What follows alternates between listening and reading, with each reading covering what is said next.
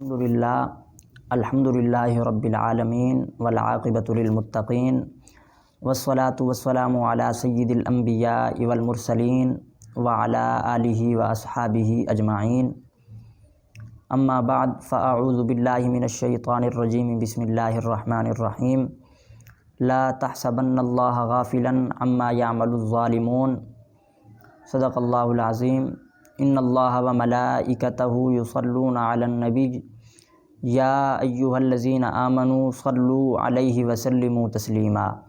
اللہم صلی علی سیدنا و مولانا محمد وعلی آل سیدنا و مولانا محمد وبارک وسلم۔ مولایا صلی وسلم دائما ابدا علی حبیبک خیر الخلق کلہم، منزہ عن شریک فی محاسنہ فجوہر الحسن فیہ غیر منقسم۔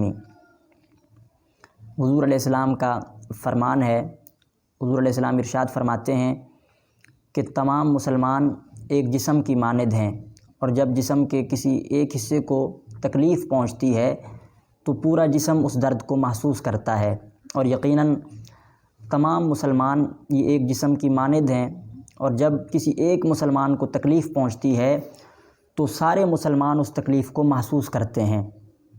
خطہ کشمیر میں ایک طویل مدت سے ہمارے کشمیری مسلمان بھائی اپنی آزادی کی جنگ لڑ رہے ہیں، اور اس آزادی کی خاطر ان گنت قربانیاں بھی پیش کر چکے ہیں، اور جبکہ دوسری جانب ہندوستان کی جنونی فورسز کشمیریوں پر ظلم و ستم کے پہاڑ توڑ رہی ہیں، اور ایک طویل مدت سے کشمیری مسلمانوں کو لاک ڈاؤن کی صعوبتیں برداشت کرنی پڑ رہی ہیں، اور اس حوالے سے اقوام متحدہ کی جو قراردادیں تھیں وہ بھی کوئی اثر نہ دکھا سکیں، جس کی وجہ سے آج تک کشمیری مسلمان جو ہے وہ ہندوستانی فورسز کا ظلم و ستم برداشت کر رہے ہیں۔ ہم اس سارے معاملے پر ہندوستانی حکومت اور ہندوستانی فورسز کی ظلم و زیادتی کی پرزور مذمت کرتے ہیں، اور اپنے کشمیری مسلمان بھائیوں کے ساتھ اظہار ہمدردی اور اظہار یکجہتی کرتے ہیں، اور یہ بھی ضرور کہیں گے کہ ہندوستانی فورسز کا یہ ظلم کسی صورت بھی برداشت نہیں کیا جا سکتا، کیونکہ ظلم کے ساتھ کسی نظام کو بھی باقی نہیں رکھا جا سکتا، اور ظالم کبھی رب کی پکڑ سے نہیں بچ سکتا۔ اللہ رب العزت نے قرآن پاک میں فرما دیا، لا تحسبن اللہ غافلا عما یعمل الظالمون، کہ تم یہ گمان نہ کرو کہ اللہ رب العزت ظالم کے عمل سے بے خبر ہے۔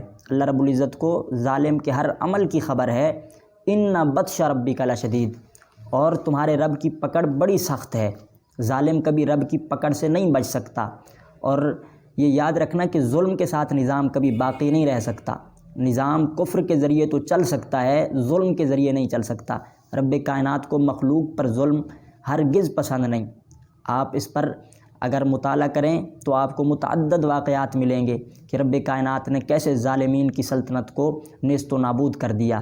نمرود کا واقعہ آپ کے سامنے ہے، فرعون کا معاملہ آپ کے سامنے ہے۔ نمرود اس نے کئی سو سال تک جو ہے خدائی کا دعویٰ کیا اور اپنی سلطنت کو قائم رکھا۔ لوگ اس کو سجدہ کرتے تھے، اس کو اپنا خدا مانتے تھے، لیکن اس کی حکومت باقی رہی، قائم رہی۔ لیکن جب اس نے بے گناہ مخلوق پر ظلم کرنا شروع کیا، اس نے بچوں کو قتل کروانا شروع کیا، تو رب کائنات نے اس ظلم کی پاداش کے اندر اس کی حکومت کو نیست و نابود کر دیا، اور رب کائنات نے اس پر جو عذاب بھیجا وہ آپ جانتے ہیں کہ کیسا سخت عذاب تھا، کہ اللہ رب العزت نے مچھروں کو اس پر مسلط کر دیا۔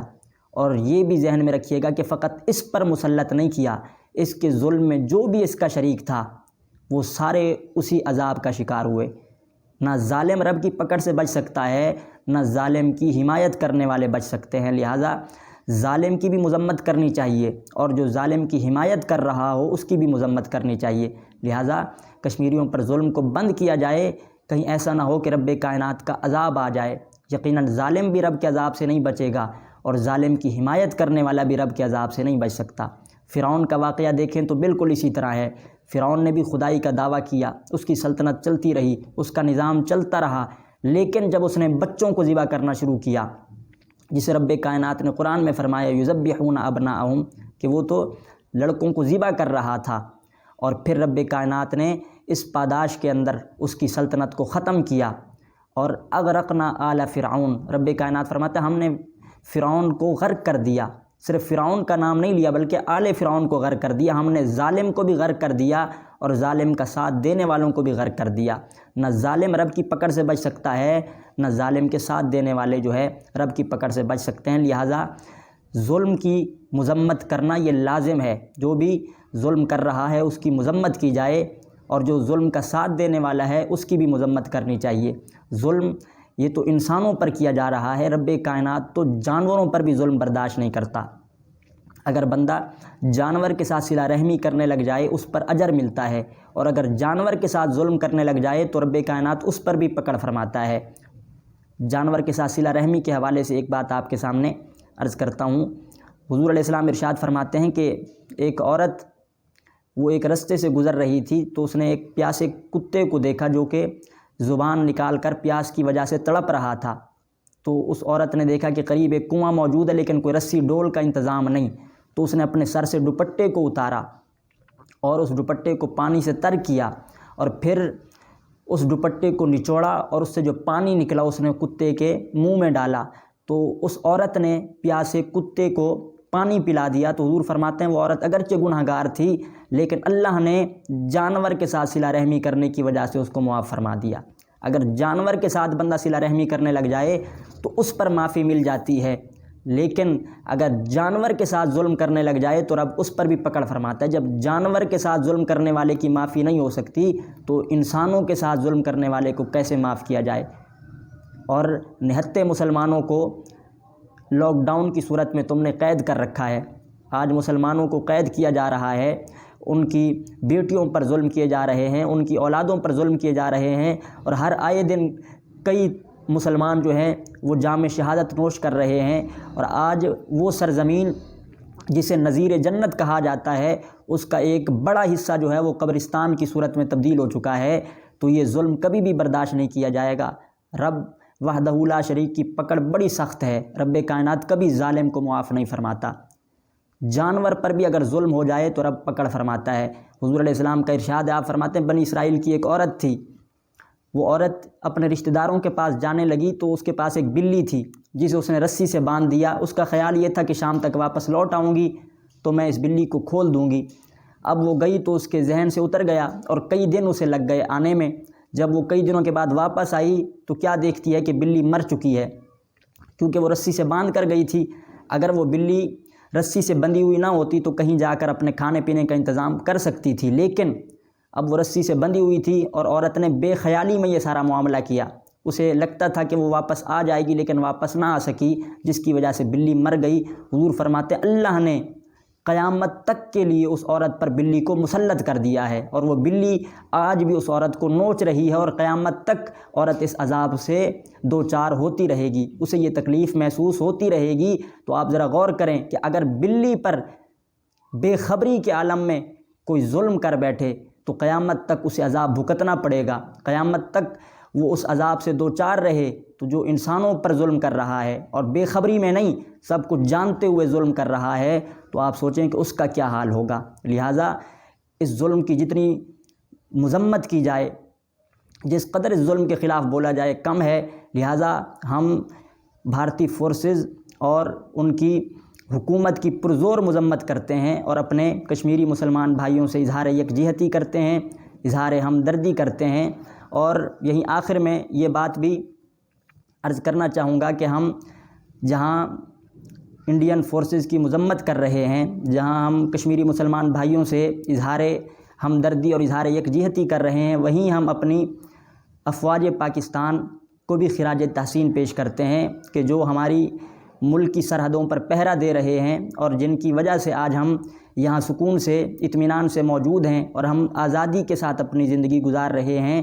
اگر ہم یہاں آزادی سے زندگی گزار رہے ہیں تو اس کا سبب یہ ہے کہ ہماری فورسز ہماری اسلامی ملک کی سرحدوں پر پہرا دے رہی ہیں، اور ان کی اس پہرہ داری کی وجہ سے ہم یہاں اطمینان سے موجود ہیں، اور اسلامی ملک کی سرحد پر پہرا دینا یقیناً یہ بڑا عظیم کام ہے۔ اس پر میں آپ کے سامنے ایک دو حدیثیں عرض کر کے بات کو ختم کرتا ہوں۔ رب کائنات نے قرآن پاک میں ارشاد فرمایا، رب کائنات ارشاد فرماتا ہے یا ایھا الذین آمنوا اصبروا وصابروا، اے ایمان والو صبر کرو اور صبر کرنے والوں کے ساتھ ہو جاؤ۔ ورابطو، اعلیٰ حضرت عظیم البرکت نے رابطو کا ترجمہ یہ فرمایا ہے کہ سرحد پر اسلامی ملک کی نگہبانی کرو۔ ابھی اعلیٰ حضرت عظیم البرکت نے اس کا ترجمہ فرمایا، رابطو کا معنی یہ ہے کہ اسلامی ملک کی سرحد پر پہرے داری اور نگہبانی کی جائے۔ تو اسلامی ملک کی سرحد پر نگہبانی کرنا بھی امر عظیم ہے، اور رب نے قرآن میں اس کا حکم فرمایا، اور اس کے حوالے سے احادیث بھی ملتی ہیں۔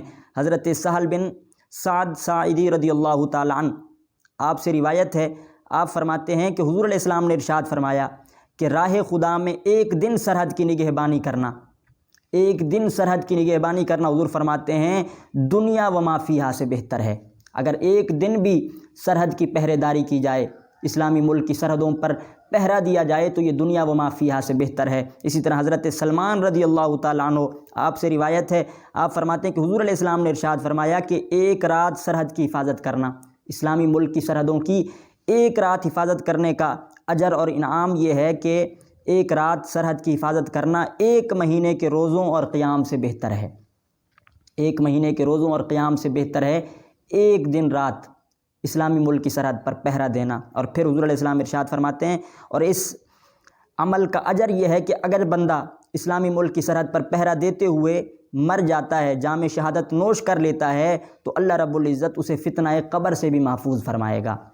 تو اسلامی ملک کی سرحد پر پہرا دینا یہ امر عظیم ہے، اور ہماری جو فورسز اس کام پر معمور ہیں، ہم انہیں بھی خراج تحسین پیش کرتے ہیں۔ آخر میں پھر سے ایک بار کہوں گا کہ ہم ہندوستانی فورسز کی پرزور مذمت کرتے ہیں، اور اپنے کشمیری مسلمان بھائیوں کے ساتھ اظہار ہمدردی اور اظہار یکجہتی کرتے ہیں، اور دعا کرتے ہیں کہ رب کائنات جلد از جلد انہیں ہندوستانی فورسز سے آزادی عطا فرمائے۔